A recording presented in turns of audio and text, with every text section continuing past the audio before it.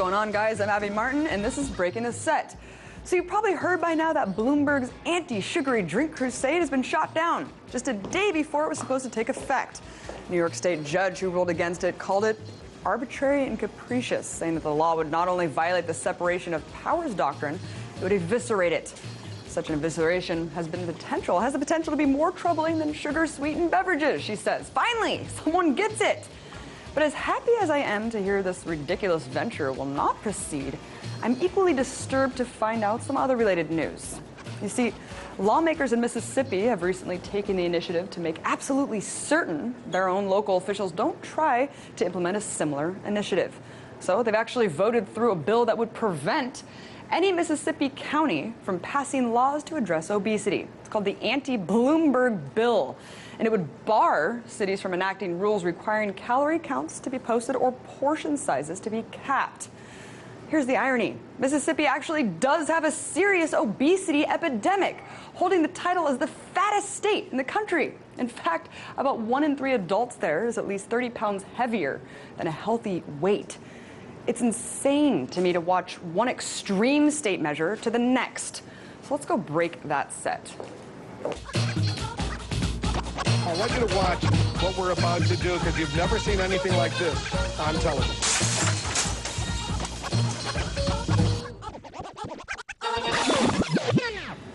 This year marks half a century since the assassination of President John F. Kennedy.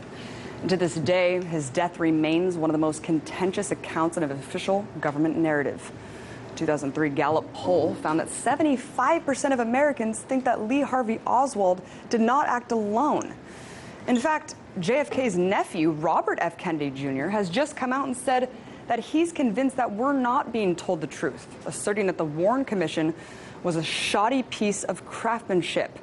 After decades of speculation, it's a topic that director Oliver Stone boldly took on in his debut expose entitled JFK, which some call the most comprehensive account of the events surrounding his death. Take a look. If I answer that question you keep asking, if I give you the name of the big enchilada, you know, then it's Bon Voyage Dino. I mean like permanent. I mean like a bullet in my head, you dig? Does that help you see my problem a little better?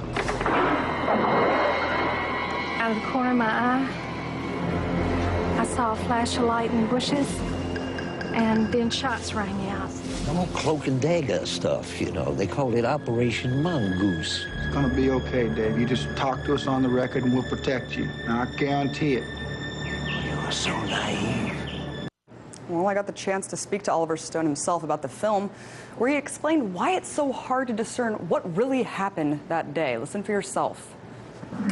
These are my conclusions based on a huge amount of research, but we cannot ever prove anything in that movie practically, because there's been so much blurring of the facts, so much disappearance, the autopsy among them, the bullets, the concept of fingerprints, all the chain of evidence was lost.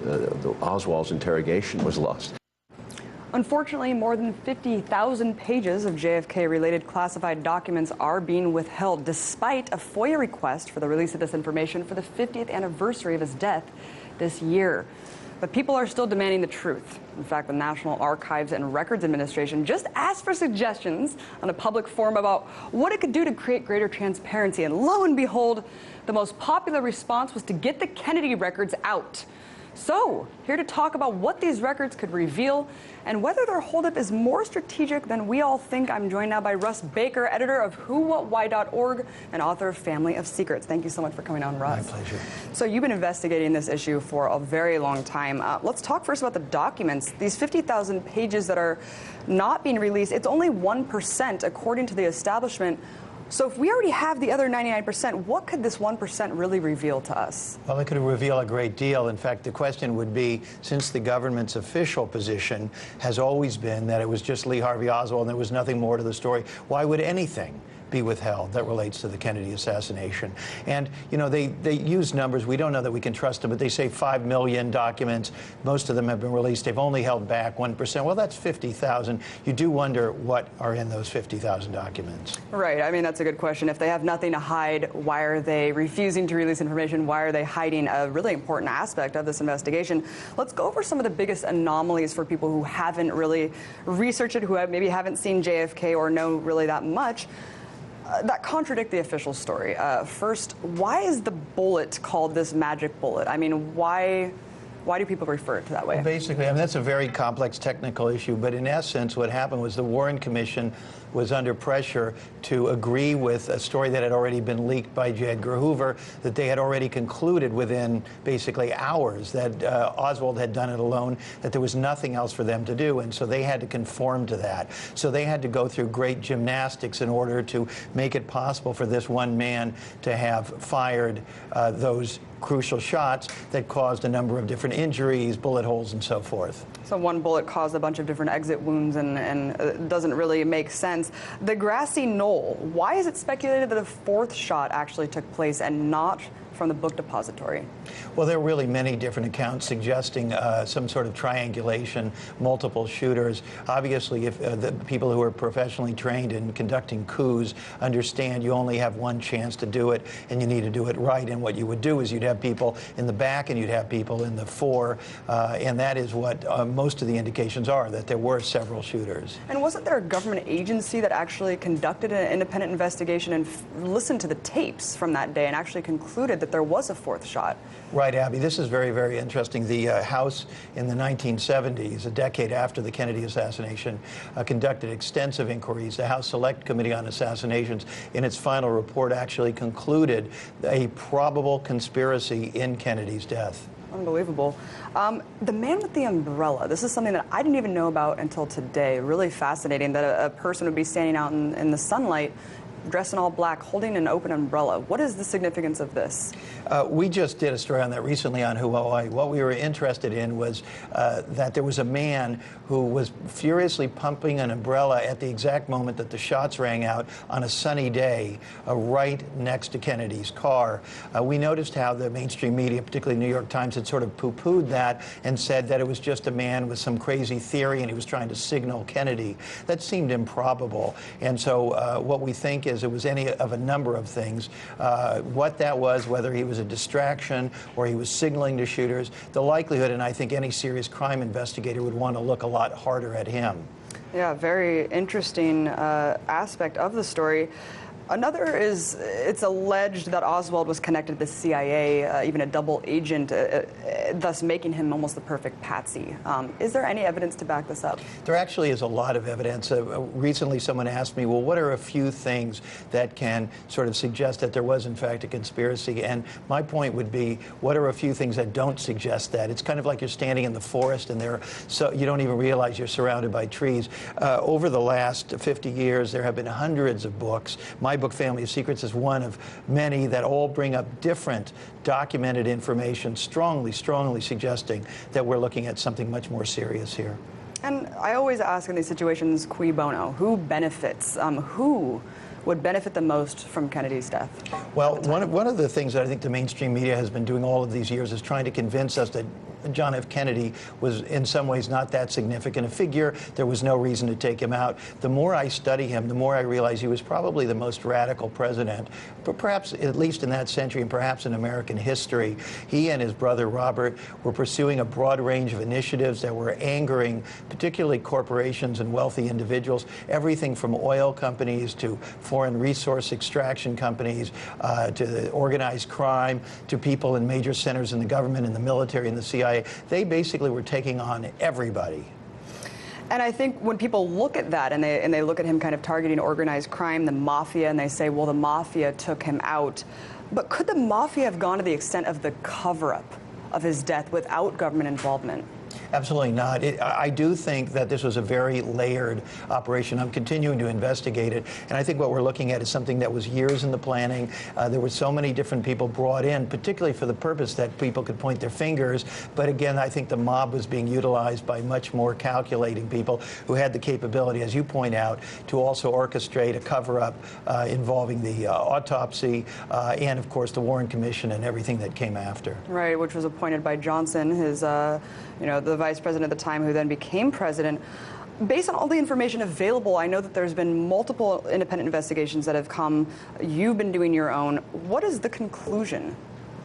I think the conclusion is that the same people in this country who think it's okay to assassinate or otherwise remove elected leaders don't feel that way only when it comes to other countries. It's just that if you're going to do it in this country, you have to be much more careful. You have to be absolutely sure that you control the whole environment. Controlling the media is the key to all of it, because if you control the media, you control the minds. I think Jim Morrison said that. And if you do that, basically, you really don't have any kind of problem. Somebody once said to me that the most important agency in the government was the Department of Justice, because as long as your friends are in there and they're not going to come after you, you're okay. Everything you do is legal. Indeed, the media manipulation is a huge aspect of this. Of course, the overwhelming majority of Americans don't believe the official story, yet anyone who questions it is labeled fringe, a conspiracy theorist, even the disinformation campaign going on about the people who want these documents to be released. But first, if this is the case, that there was this criminal cabal behind the assassination, did they get phased out, or do they still exist in the form of a military-industrial complex? I mean, where did they go? I think all you have to do is look at the fact that we have so few choices in this country, that ever since John F. Kennedy, the range of options that have been presented to us are all very, very narrow. You see that in the presidential debates. There really is no general broad disagreement about, for example, pursuing foreign wars, about what the United States interests actually are. And I think that the message has been made clear that real dissent will not be tolerated. And how is it that so many people can disagree with this official narrative, yet kind of be dismissed still to this day as just fringe? I think this gets back to controlling the dominant narrative in this country. It gets back to the ownership of the media, the ownership of textbook companies, the major donors to large universities and so forth. As long as you control the purse strings, you control virtually everything.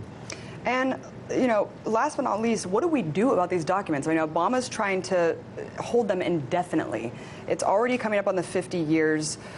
They can't possibly impede national security. I mean, we're talking about an event that occurred very long time ago.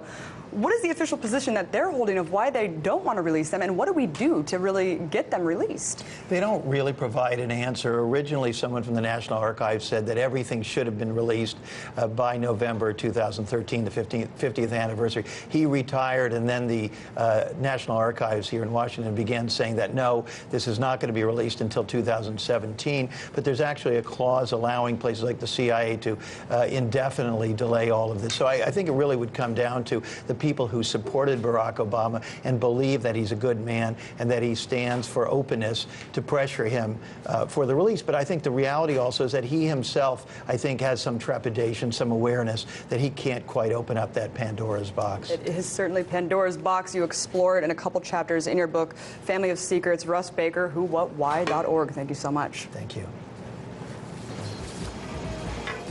If you like what you see so far, go to Twitter. Check out what I'm doing when I'm not on air and follow me there. I'm at Abby Martin. You can find all my tweets linking to segments from the show, as well as just random thoughts I have throughout the day. And also, please help us get Breaking the Set trending on the Twitter sphere. I can't even speak. Occasionally, I'll throw out some hashtags we can get trending, but only with your help. So head to twitter.com and check me out at Abby Martin. And for now, I'll let you take a break from my preaching, but stay tuned to hear how the sequester cuts will affect the payout of the 9/11 first responder heroes next.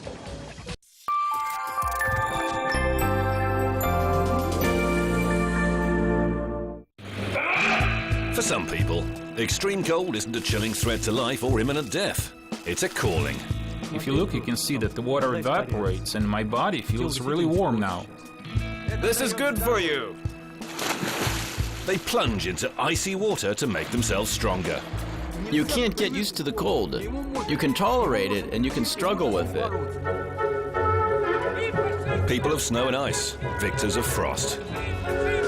Surviving the Cold on RT.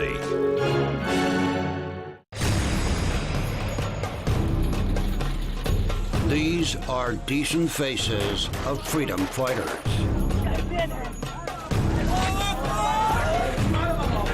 They're ready to clean up a disorder.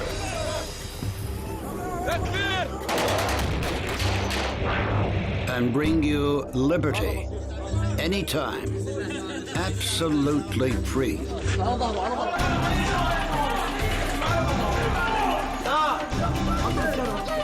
Would you like to be freed this way? Syrian Diary on RT.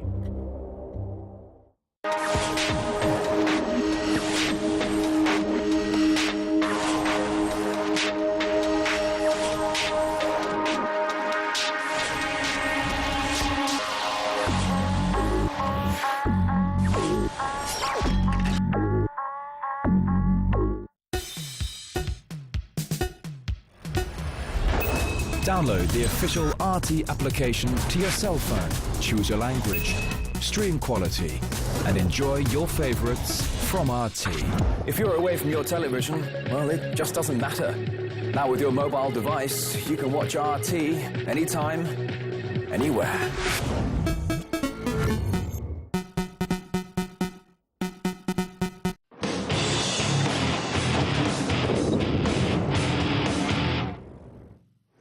On September 11, 2001, 3,000 world citizens were murdered, and 3 buildings in New York's financial district were completely demolished, leaving behind a toxic cloud of dust that filled the area for weeks. The 40,000 first responders that rushed to help dig through the rubble inhaled pulverized concrete, asbestos, metal particles, and glass fibers, among many other poisonous materials. And since then, we've endured 12 long years of endless war. But while we focus on the wars abroad, we've overlooked the struggle at home with those who were directly affected by the tragedy. Already, 1,000 first responders have died from 9/11 related illnesses, and thousands more are sick and dying right now. In early 2011, Obama signed the Zadroga bill, which was slated to provide $2.8 billion in health care for the 9/11 heroes.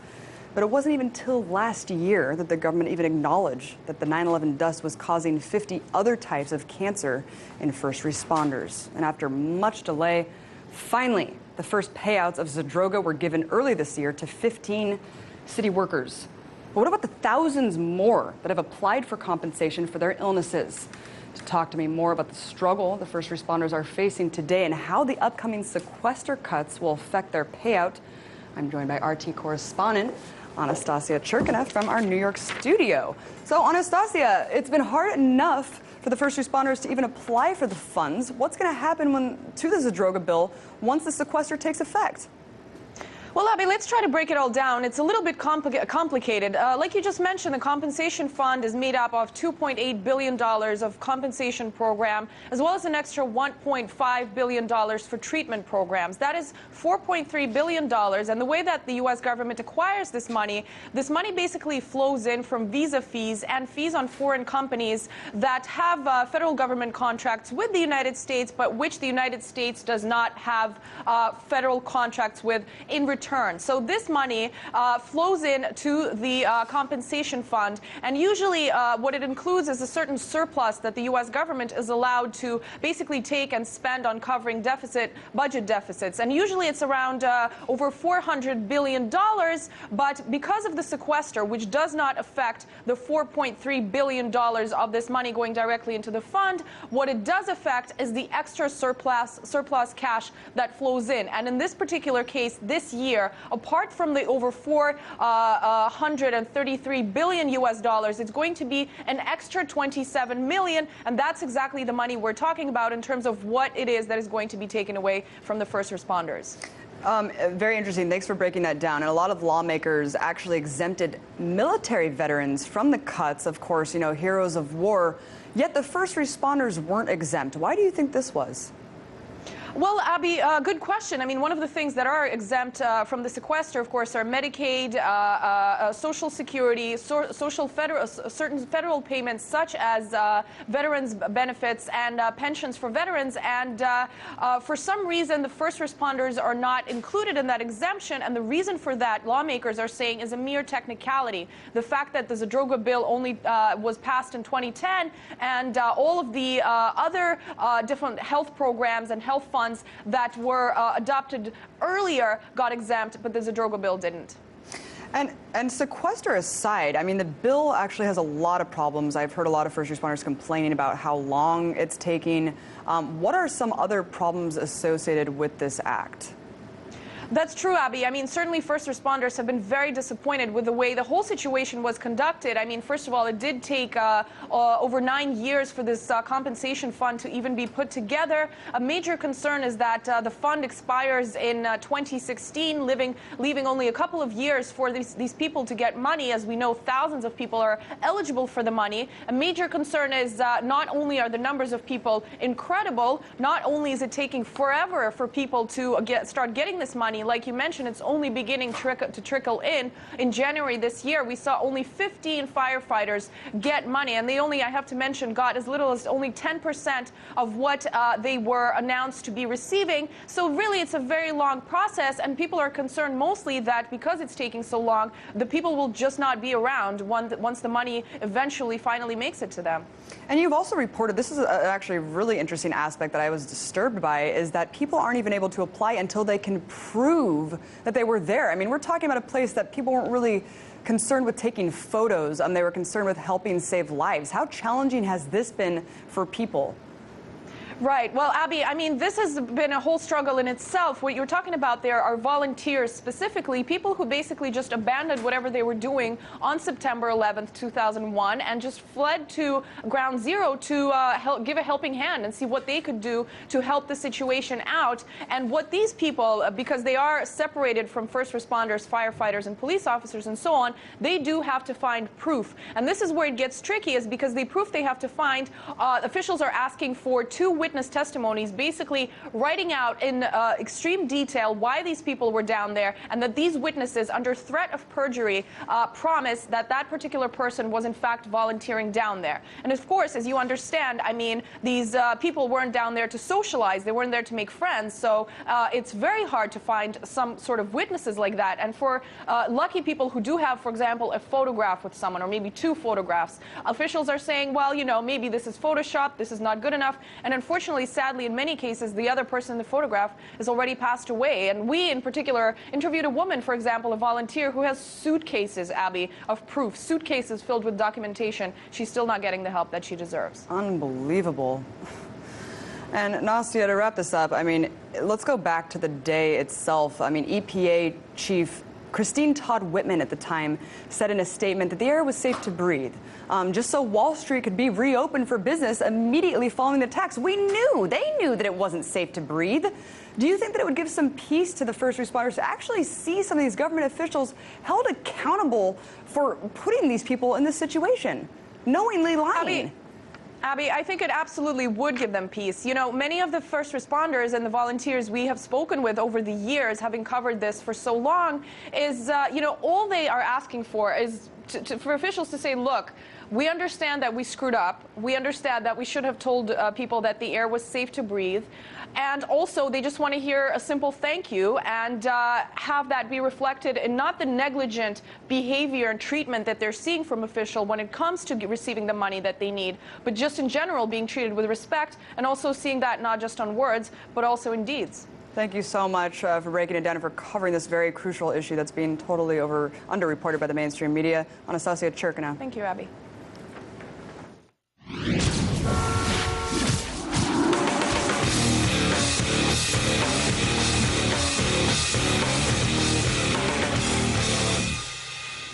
When was the last time you took a good look at the kind of equipment law enforcement officers are using in your town?